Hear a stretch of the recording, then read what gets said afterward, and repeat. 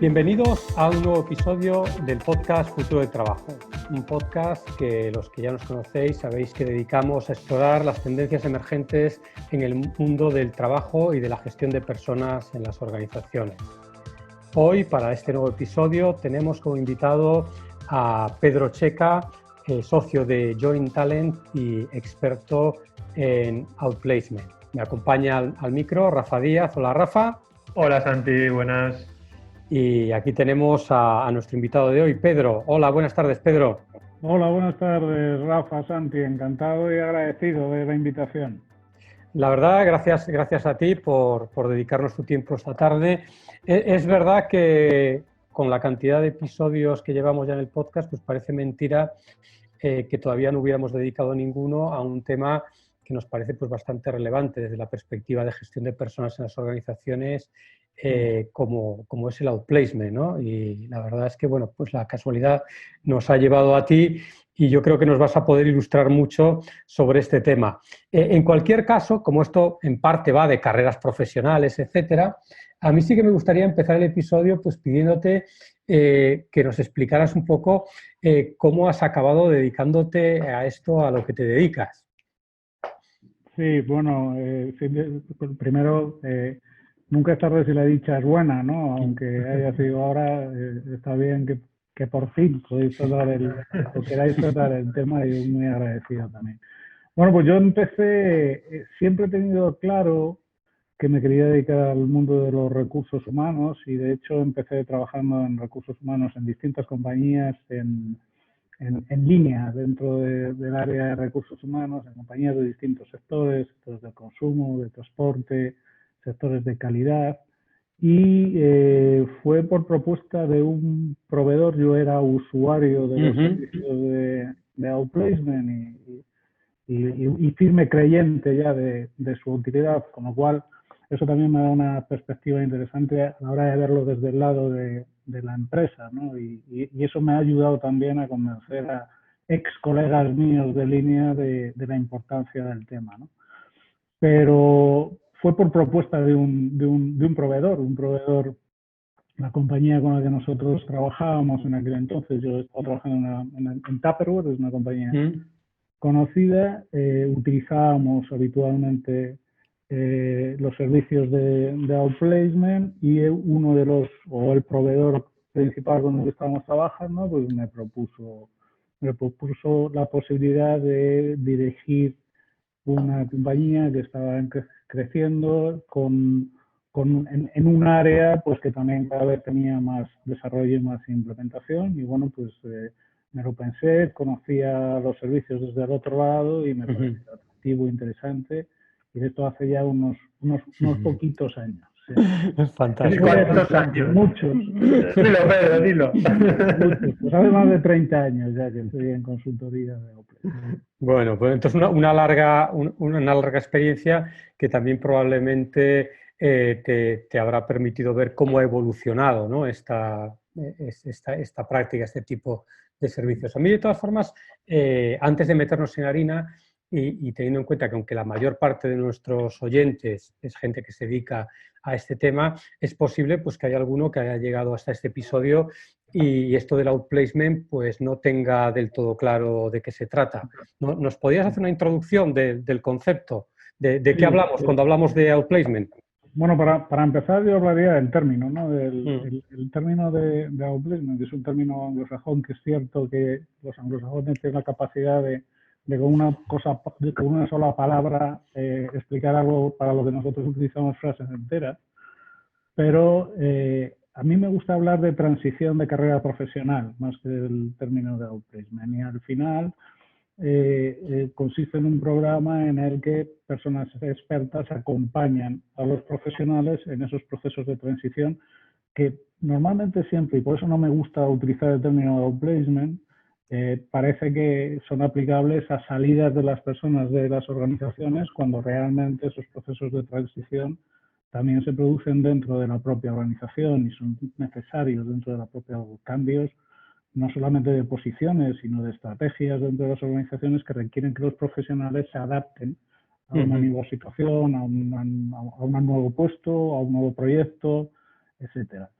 Entonces, el outplacement es ese acompañamiento, es un proceso en el que de alguna forma estamos hablando de un acompañamiento de coaching, pero que lleva aparejado una serie de elementos paralelos que también permiten que se consigan los resultados adecuados que al final, y en ese sentido yo desde luego soy tremendamente práctico, es la reubicación, la recolocación de la persona en una nueva posición, en un nuevo proyecto, en un nuevo entorno que permita su continuidad profesional.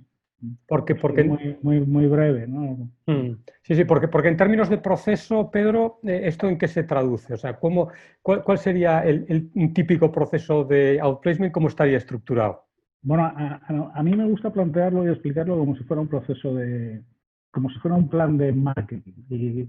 Y a mí me ayuda siempre a explicarlo, y cuando hablo con personas que se están incorporando al proceso, yo creo que les ayuda mucho a entenderlo, ¿no? Porque todos llegan con la duda, les han dicho, te ofrecemos un programa de outplacement o de transición de carreras, y como tú mismo me estás explicando, digo, bueno, ¿y esto qué es? ¿Y para qué sirve, no? Entonces nosotros lo planteamos como un plan de marketing que tiene dos peculiaridades con respecto a cualquier otro plan de marketing de cualquier otro producto que puedas imaginar. Uno, que el producto que estamos poniendo en el mercado, y perdón por comparar a las personas con productos, pero ayuda a explicarlo, es la persona, con lo que todo esto conlleva. Y el segundo es que el vendedor, el comercial de ese producto, al final es la propia persona. Por mucho que nosotros en ese proceso les podamos ayudar, les podamos aportar, podamos poner recursos a disposición, nuestras redes de contactos, nuestra experiencia, al final ellos se van a tener que sentar con alguien a quien van a tener que convencer de que son la solución a su problema, que son la solución a su necesidad, que van a aportar un valor añadido. Entonces, nuestro trabajo como consultores en estos procesos es ayudar a la persona a definir cuál es ese producto que vamos a poner en ese mercado y a darle la forma adecuada y a convertirle en el mejor comercial de su propio producto. Claro.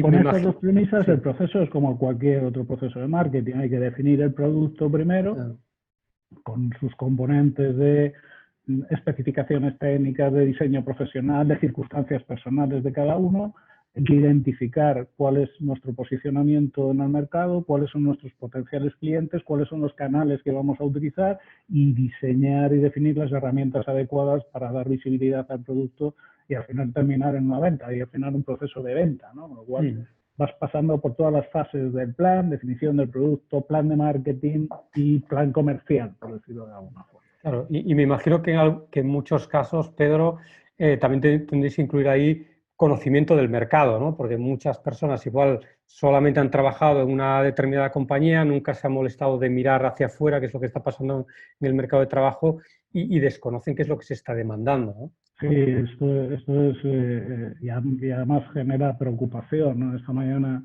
precisamente en una presentación a un candidato que se incorporaba nuevo al programa, una de las preocupaciones mayores de las personas que se incorporan es esta. Dicen, joder, están viendo la que está cayendo, y dicen, joder, ¿qué va a pasar? ¿Qué está ocurriendo en el mercado? ¿Qué demanda hay de mi perfil? Y bueno, yo...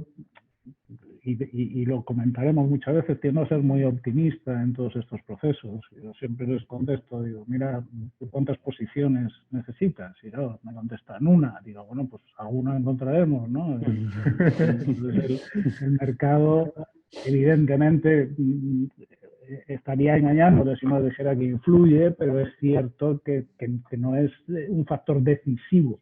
Claro. Hay que aprovechar precisamente es la oportunidad. Si ahora el mercado está cambiando, pues tendremos que identificar cuáles son las necesidades que ahora hay en el mercado y tú serás quien tendrás que adaptarte y reinventarte para ofrecer un producto que sea demandado. Y este es parte del trabajo que tenemos que hacer, ¿no? Claro, o sea, de alguna manera... Les preocupa, lógicamente les preocupa la situación, ¿no? Claro, porque, Pedro, hay un punto importante también que es el tiempo, ¿no?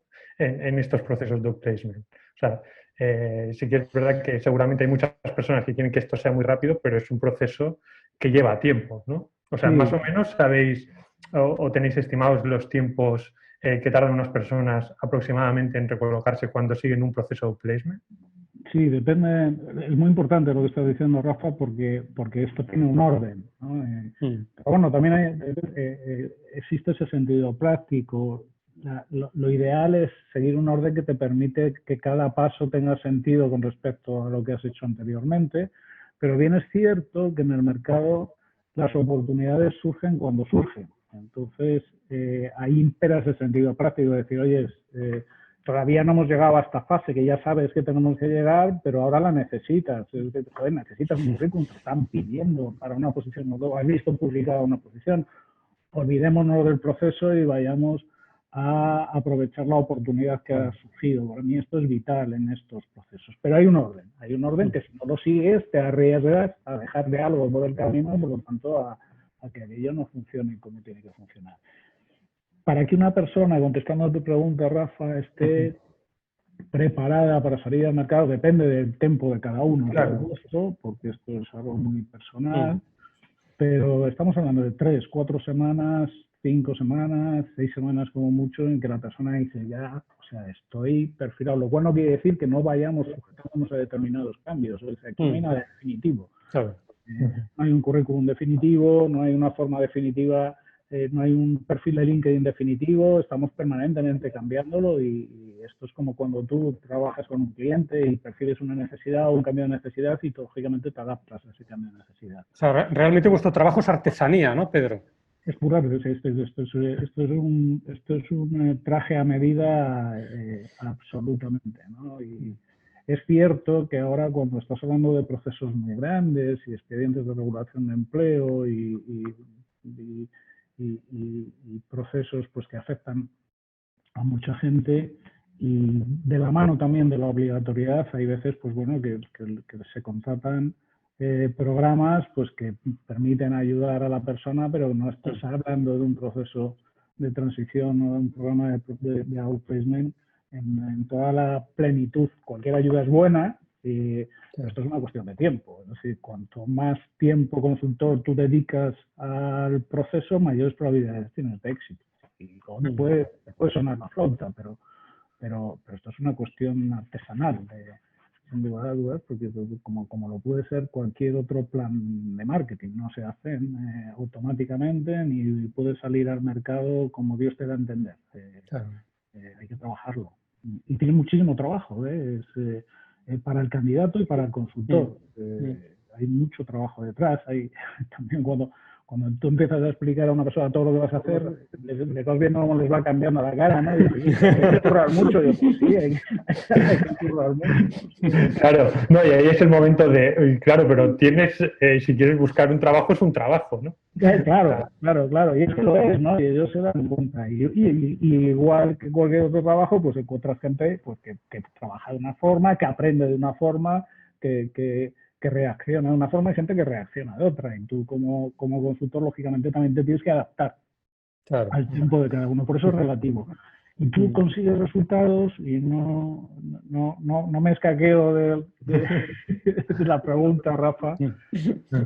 Si hablas estadísticamente, insisto, depende de personas, depende de posiciones, depende de mercados, depende de muchas cosas. Pero estadísticamente sí es cierto que las medias de recolocación pues se colocan en 4 meses y medio, 5 meses y medio aproximadamente. Pero claro, es muy relativo. Estamos hablando de una estadística global, ¿no? Claro, no, te lo digo también te hacía esa pregunta también porque al final es la percepción del tiempo y lo importante que es en esos procesos, ¿no? Porque hay gente que busca resultados muy rápidos cuando realmente, pues bueno, es un proceso que necesitas tiempo para conseguir optar a una nueva posición.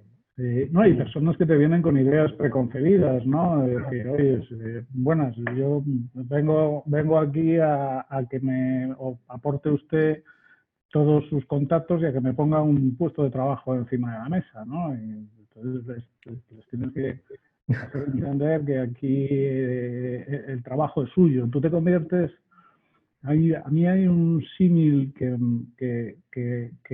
me gusta en contra de otro que no me gusta, ¿no? Y algunas veces, y además muy recientemente, me llamó una persona y me dice, bueno, sí, mira, yo Lo que estoy buscando es como una especie de agente artístico que me represente, porque además yo vivo en Dubái y necesito a alguien, y quiero volver a España y necesito a alguien que me represente en España. Y digo, pues, ¿esto existe? Y digo, pues mira, no sé si existe, yo no lo, yo no lo hago. Aunque luego también te conviertes en parte en representante de Claro. tus candidatos, sin lugar a duda, y les presentas y les acercas a posiciones. Pero esto es más el papel de un entrenador, es decir, las capacidades, las potencias, la potencialidad es tuya, tienes que sudar la camiseta y entrenarte y ir todos los días a entrenar, y de ahí sacaremos los resultados y el éxito. Y por supuesto que yo voy a estar a tu lado, te voy a acompañar, te voy a decir lo que tienes que hacer, te voy a aportar toda mi experiencia, entre otras cosas, porque a lo mejor ya he pasado por aquello, ¿no? Y lo conozco, ¿no? Pero somos más entrenadores que agentes artísticos. Vale. Oye, ¿y vosotros como entrenadores detectáis que hay algunas cualidades o algunas capacidades en concreto que las empresas pues últimamente demanden más? Sí, sin duda, y responde a una situación como la que estamos viviendo, es decir, estamos viviendo un mundo pues, que está en permanente cambio, con necesidad de adaptación, con una orientación muy potente a los resultados, con una capacidad de innovar y de hacer las cosas de forma diferente, con una capacidad de reinventarte, de ser flexible. Y estas son las cosas que ahora se están buscando desde el punto de vista de las capacidades más soft, por decirlo de alguna forma, ¿no? Y luego, pues bueno, desde el punto de vista más técnico, pues siempre hay sectores que están buscando perfiles pues más determinados, los perfiles tecnológicos pues siempre están en auge, los perfiles comerciales, etcétera. Pero desde el punto de vista de las competencias, de las capacidades, que yo creo que es Santiago lo que te estaba refiriendo, sí. Esas capacidades de innovación, de flexibilidad, de colaboración, de adaptación al medio, son las fundamentales. Oye, y desde el punto de vista del uso que hacen las empresas españolas de los servicios de outplacement, en general es una práctica más allá de lo que sean los procesos, digamos, de outplacement obligatorio, ¿no? Que legalmente hay que llevar a cabo cuando se trata de despidos de cierta dimensión, ¿no? A partir de cierto número de personas. Pero cuando hablamos de outplacements individuales, ¿no? Las empresas españolas comparadas con sus homólogas de otros países, ¿utilizan más o menos los servicios de outplacement? Menos. España, y te comentaba que llevo 30 años y siempre estás esperando que haya una mayor concienciación y sensibilización. Y te mentiría y te engañaría si te dijera que eso no se está produciendo. Por supuesto que sí. Y la obligatoriedad lo que ha hecho es hacernos esa campaña de marketing que nosotros en tantos años no hemos sido capaces de hacer para que las empresas y sobre todo cada vez más los profesionales sean conscientes de que existe este tipo de programas, este tipo de ayuda. ¿Por qué? Porque al final lo que se está consiguiendo es que sean los propios profesionales los que piden el servicio. Entonces, en un mundo cada vez en el que trabajamos, y cada vez eso hay más, trabajamos por proyectos, trabajamos con una seguridad muy relativa, los profesionales y las nuevas generaciones lo que están buscando es la seguridad en sus propios productos, en sus propias capacidades, ¿no? Lo que hace que las compañías también se sensibilicen más ante la importancia de la transición. Y aquí vuelvo a hablar de transición no solo hacia afuera, sino también de la transición interna, de mantener a los profesionales realmente atraídos por la capacidad de crecer dentro de la organización, de irse por la noche o por la tarde cuando se van a su casa con algo más de lo que llevaban en la mochila cuando entran por la puerta, ¿no? Entonces, esto se ha convertido en un factor de atracción y, por lo tanto, cualquier medida, cualquier herramienta que lo que permite es facilitar esas transiciones dentro o fuera, cada vez se están valorando más por los profesionales y a la fuerza también por las organizaciones que ven que es un factor de atracción, ¿no? Claro, porque lo que has contado es muy interesante, ¿no? Que ya no son solo las empresas las que ofrecen estos servicios de acompañamiento, ¿no? de transición profesional, sino que muchas veces son los propios profesionales los que se las piden a sus empresas. Sí, los que se las piden, e incluso quienes no se muestran interesados en contratarlas a título individual. Pues es un poco lo mismo que el entrenador personal, ¿no? Pero hay una cada vez mayor preocupación por la carrera. Desde el principio, que esto era lo que nos estaba faltando. Tú entrabas en una compañía y casi te dejabas llevar, ¿no? Entonces, a ver si me jubilo aquí y ya está, ¿no? A ver si me jubilo aquí, ya me ofrecerán algo, a ver si paso al paso siguiente, y esto ya se está rompiendo la verticalidad y por lo tanto en un mundo de horizontalidad ya la necesidad de mantenerte, de no caer en la obsolescencia, de mantenerte vivo, de mantenerte en el mercado, de mantenerte atractivo, insisto, porque de verdad que es muy importante, dentro o fuera. Sí, dentro o fuera. Al final, si no te preocupas de tu carrera dentro, acabarás fuera, con lo cual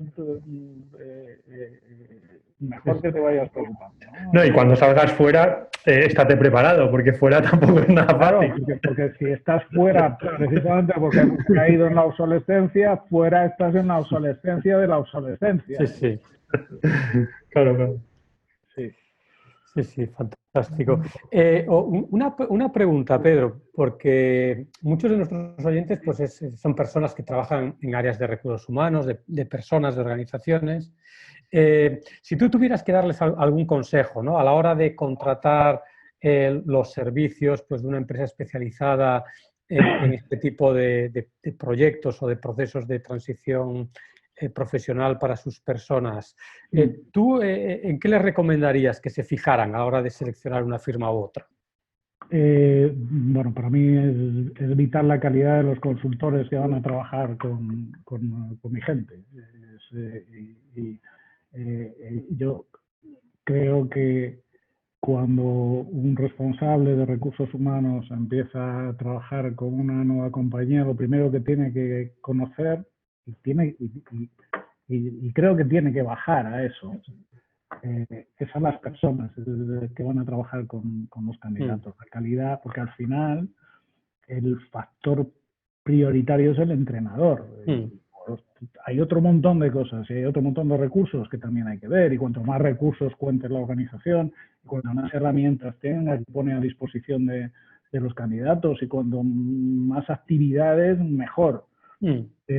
Pero si nuestro objetivo es que la persona encuentre una alternativa profesional, lo importante es el consultor que lo acompaña. Sin un buen consultor ya puedes poner todos los recursos que quieras encima de la mesa, que el tema no va a funcionar. Si juntas un buen consultor con unos recursos fantásticos, pues aquello va como la cera, ¿no? Entonces, para mí, lo más importante es el consultor. Oye, y para seleccionar el entrenador, ¿en qué tenemos que fijarnos? Para seleccionar, bueno, pues para mí un consultor de outplacement tiene que ser una persona que tenga experiencia ya, es decir, que sea un interlocutor válido. Cuando tú no tiene que ser un especialista en tu materia, no tiene que venir necesariamente de tu mundo, porque tu mundo ya lo conoces tú, pero tiene que conocer el mundo del mercado y eso requiere, entre otras cosas, y no es porque yo las peines, de peinar algunas canas ya, no por nada.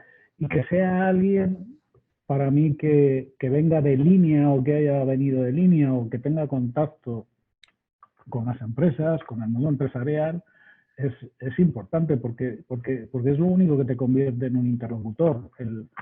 No sé qué porcentaje, porque no lo he visto nunca, pero un porcentaje altísimo de los entrenadores de cualquier cosa son personas que vienen de ahí, ¿no? Sí, la mayoría, yo creo que, y no todos, vamos. Tú tienes que conocer del mundo del empleo, tienes que conocer de los sectores, tienes que tener un nivel de interlocución suficiente para que cuando, yo me acuerdo cuando hace ya también algunos años, se produjo toda la reestructuración del sector tecnológico que además era algo como muy nuevo, porque nunca se habían producido reestructuraciones en el sector, nos pilló un poco a todas las compañías del sector con el pie cambiado, porque no teníamos consultores que entendiesen, siquiera que entendiesen lo que aquella persona del sector tecnológico les estaba diciendo, porque hablaba en siglas. Entonces, no se enteraban de nada. Claro. Entonces, pues, en aquel momento tuvimos que acudir a profesionales del sector, gente que también estaba saliendo, que venía del área de recursos, pero que eran interlocutores que se ponían a hablar con aquel técnico y entendían lo que estaba diciendo, ¿no? Porque si no, pues, difícilmente les puedes ayudar, ¿no? Entonces, gente que tenga esa capacidad de interlocución, gente que sepa lo que está ocurriendo en el mercado, gente que ya tenga un nivel de relaciones y de contactos que también le permita, o que la compañía tenga las herramientas adecuadas para...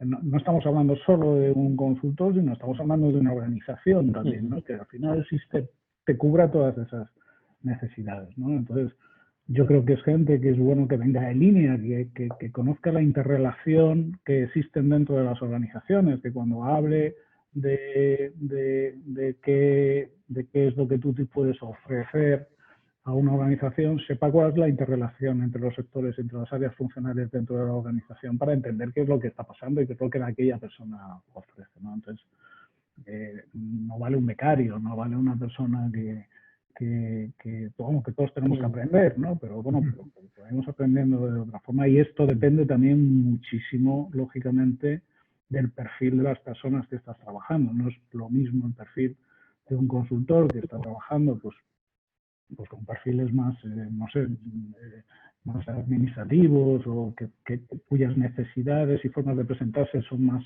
homogéneas, que cuando estás hablando de un director funcional, un director general, en el que hay que focalizar y enfocar mucho a sus necesidades concretas, ¿no? Y yo, Pedro, me gustaría añadir, creo que un punto que también es importante ahí, que sean capaces de movilizar, ¿no?, a la persona. Absolutamente. Tienes que ganar ese punto de optimismo, y muy importante, y no lo he mencionado y es vital, aunque ya hemos hablado de ello también, que tenga ese sentido práctico de decir, oye, ¿para qué estamos aquí? Cuando siempre que pregunto a un consultor de mi equipo cómo va este candidato, si me quieres ver enfermo, que me diga, va muy bien, está muy contento, ¿no? Bueno, ya, y está estupendo, porque si no está contento, difícilmente vamos a trabajar con él. Lo que quiero que me digas es dónde estáis, en qué proceso estáis, en cuántos procesos tiene abiertos, qué cerca está y cuántas entrevistas ha tenido. Claro, que sin el estar bien no podemos avanzar en eso tampoco. Claro. Absolutamente de acuerdo. Por lo tanto, lo que estás comentando, Rafa, esa capacidad de activar a la persona, de arroparla, ¿no? De ayudarla, tiene que estar, pero como medio para conseguir un fin, ¿no? No es un fin en sí mismo, porque si fuese ese el fin en sí mismo, claro, seríamos un club deportivo, un club un grupo de terapia, ¿no? Sería. Claro, un grupo de terapia, ¿no? Entonces, esto no es solo eso. Claro. Esto es el principio. Tenemos que partir de ahí, por supuesto. Claro. Si la persona está hecha polvo, que muchos lo están cuando comienzan este proceso, o están descolocados, o están choqueados, o no podemos trabajar hasta que esto no se recompone de alguna forma. Pero no somos psicólogos clínicos, somos gente de negocio. ¿Vale? Sí, sois entrenadores. Yo creo que lo has descrito magníficamente con esta palabra, ¿no? Sois entrenadores. A mí me gustaría también pues conocer tu visión de cómo el contexto actual, ¿no? Toda esta crisis que estamos metidos, la crisis COVID, pues de alguna manera está afectando a las firmas de vuestro servicio y al uso que de esos servicios hacen las empresas en el mercado. ¿Qué es lo que estáis viendo, Pedro? Bueno, vamos a ver, por una parte, y no se nos oculta tampoco, el hecho del COVID y de las consecuencias económicas que está teniendo para las organizaciones ya está haciendo, y todavía nos queda por ver que las organizaciones pues al final se estén planteando reestructuraciones, se estén planteando salidas, ¿no? Esta es la parte, digamos, negativa del proceso. Pero yo en ese enfoque ya, no sé si enfermizamente optimista que tengo, creo que también son oportunidades, ¿no? Es decir, la posición yo les pongo un símil también a los candidatos, no sé si es muy acertado, pero seguro que todos habéis jugado al juego este de las sillas que suena la música y se van quitando sillas y para la música y te tienes que sentar, ¿no? Pues esto es lo que está ocurriendo ya y lo que va a seguir ocurriendo en el mercado. Van a desaparecer compañías y volvemos a hablar, y depende de las posiciones. Si estás hablando de direcciones funcionales, pues joder, todas las compañías van a seguir teniendo directores de marketing y directores financieros y directores de recursos humanos. Son posiciones que van a seguir habiendo en la medida en que siga existiendo compañías. Algunas desaparecerán. Estos serían las bajas que haya en esas direcciones funcionales, pero no serán tantas, ¿no? Entonces, depende también, claro, si según vas bajando a la base, pues o te vas metiendo en mandos intermedios, las probabilidades de que se produzcan salidas pues son mayores. Pero también es cierto que en ese movimiento y en ese juego de las sillas lo que están surgiendo son formas diferentes de hacer las cosas.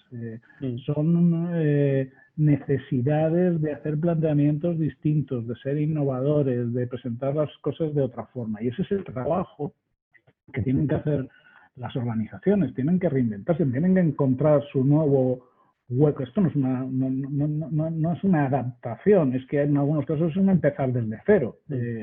Entonces, las compañías tienen que reinventar y los profesionales también. En ese ejercicio mismo decir, oye, ¿qué es lo que está pasando en el mercado? ¿Qué es lo que están buscando las organizaciones?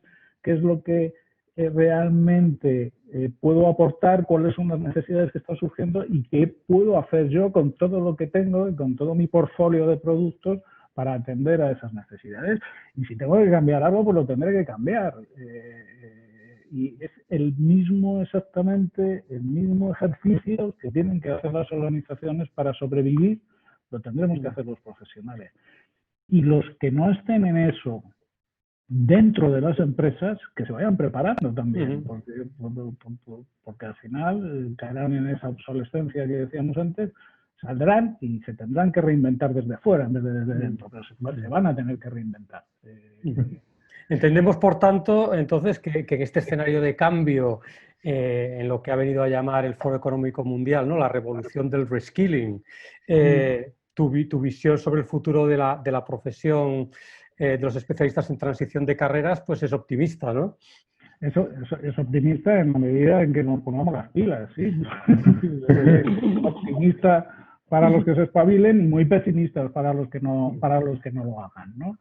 Pero sí que es cierto que ese reskilling es evidente que va a tener que hacerse para la organización y para los profesionales. Entonces, bueno, pues un proceso de transición también en ese sentido, lógicamente, es un apoyo en ese proceso porque te hace recapacitar y te permite compartir con alguien que se dedica a esto, pues algo que tú no has tenido probablemente que hacer en tu vida, ¿no? Tú estás en tu trabajo, te metes en el día a día del trabajo, no hay muchos profesionales que se preocupen por su transición de carrera, cada vez más, las nuevas generaciones sí, mucho más, lo comentábamos antes también, pero al final te lías en el día a día y esto es complicado y es necesario porque si no estamos muertos. Claro. No, y en relación con el reskilling, o sea, yo creo que todo lo que es esta transición tiene mucho que decir dentro de las propias organizaciones, incluso como una evolución del propio servicio, ¿no? Pedro, ¿tú cómo lo ves, esta colaboración interna? ¿Te refieres a prestar este tipo de apoyo dentro de la organización? No, por supuesto, absolutamente. De hecho, nosotros lo estamos haciendo. Es decir, nosotros estamos trabajando en muchos proyectos de altos potenciales y esto no es ni más ni menos que esto, alguien que tú, incluso en la propia identificación, ¿no? Pero pero cuando esas personas ya están identificadas es qué tenemos que hacer para realmente potenciar esas capacidades que ya hemos identificado que esta persona puede tener y cómo le hacemos crecer, cómo le hacemos desarrollarse, cómo le hacemos realmente, cómo le convertimos o cómo le vamos acompañando en esos distintos pasos hasta conseguir pues, que se convierta en un líder, en un directivo para la propia organización. Esto vuelve a ser un factor de atracción y hablábamos de ello antes también. Cuando tú entras en una organización y ves que la organización está preocupada por tu desarrollo de carrera, porque tú crezcas dentro de la organización, jolín, te hace decir, estamos hablando de que es importante que vayamos cambiando de posición, que vayamos creciendo. Yo no he hablado de crecer dentro o fuera de la organización. Si ese crecimiento hay organizaciones que lo pueden ofrecer, tendrán, de hecho, estadísticamente hay estudios que demuestran que la mayor preocupación ahora de los profesionales, llamémoslos, no me gusta hablar de generaciones, pero no sé por qué, pero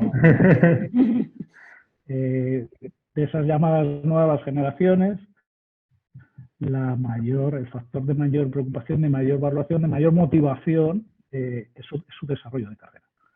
Y el segundo, su jefe, con lo cual ayudar a convertir a la gente en líderes también es un factor importante para las organizaciones. Y eso es parte de ese desarrollo también. Claro, porque ese es otro cambio también, ¿no? Ya no es solamente la transición de carreras, sino a veces son transiciones de formatos de puestos, ¿no? Hablábamos de los líderes, pues probablemente la forma de ejercer el liderazgo, ¿no? La forma en la que hoy en día se es jefe en este nuevo modelo organizativo que empieza a verse con cada vez más frecuencia en las organizaciones, pues es una distinta a la que era hace unos años en organizaciones más verticales y más jerárquicas. Absolutamente, hablábamos de ello también cuando estábamos hablando de las nuevas capacidades y de las nuevas competencias, ¿no? Estás hablando de colaboración. Claro. Un líder autoritario no es un líder colaborativo, pues mal, no vas a ser capaz. ¿Sabéis cuál es el segundo factor de motivación de los profesionales de esas nuevas generaciones? Los jefes. Pues con eso lo estamos diciendo todo. Si son personas y son profesionales que están buscando la colaboración, que están buscando la flexibilidad, que están buscando el equilibrio vital y este tipo de cosas, como se topen con un jefe autoritario que jefea y no lidera, pues, claro. pues mal, se irá. Pues la verdad, Pedro, que podríamos estar horas hablando de esto, pero, sí, pero el tiempo, pues lamentablemente se nos echa encima. De todas formas, vamos, yo creo que nos has pintado una visión, nos has dado una visión pues muy, muy detallada de lo que es este mundo de los servicios de transición de carrera. Yo creo que con un poco de suerte pues habremos animado a algún profesional de los recursos humanos al menos a explorar, ¿no? las oportunidades que ofrece este tipo de servicios como los que lleváis a cabo en vuestra compañía. Y bueno, pues eso, de nuevo, agradecerte muchísimo el tiempo que nos has dedicado, Pedro. No, muchísimas gracias a vosotros, Santi y Rafa, por la oportunidad de participar en el podcast y yo encantado y a vuestra disposición siempre que queráis. Perfecto, pues muchísimas gracias, Pedro, y nos vemos pronto. Gracias, Pedro. Hasta luego.